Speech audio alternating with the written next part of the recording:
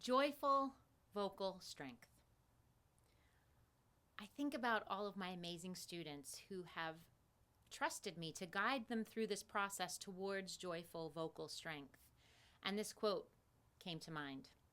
When you take care of yourself, you take better care of the ones you love. We know this to be true, but in practice, it can be really challenging. So what is so great about joyful vocal strength? As a vocal coach and Alexander technique teacher, this is a core philosophy of my process. My approach is designed to guide you towards a profound sense of joy, intuition, and self-care. The kind of self-care that makes you feel whole, that makes you reach out to others with a generous heart. Because I want to foster in you a conscious life with self-love at the center.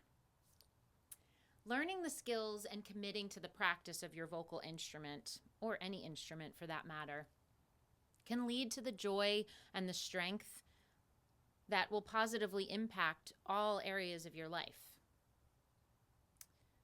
I know I can say this with absolute conviction. When I commit to what I love and do what feels good in my mind and body, I am able to cope with my daily life. It's really that simple.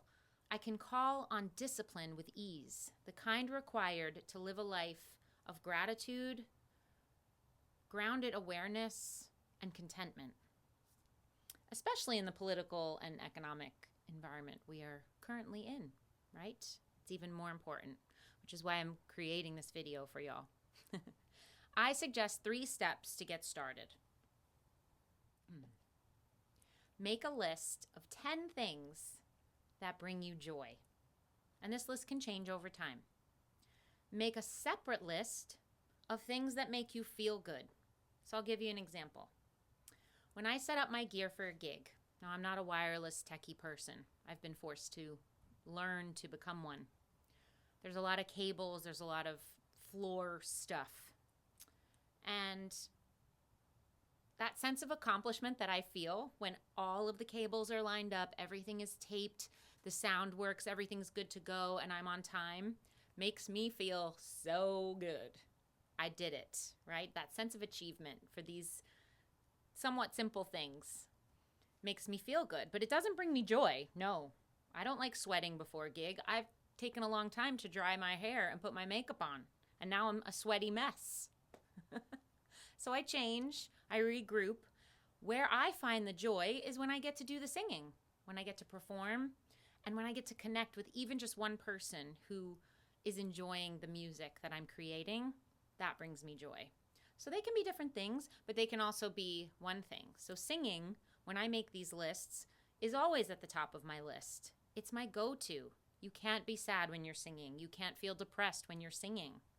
You're emoting, you're sharing that emotion. It's active, it's embodiment.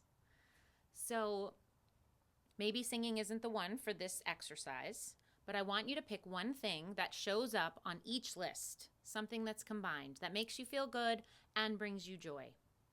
I want you to then set some time to plan out when you're going to practice this thing. And it could be 5 minutes a day. Don't be hard on yourself. Please don't say you don't have time.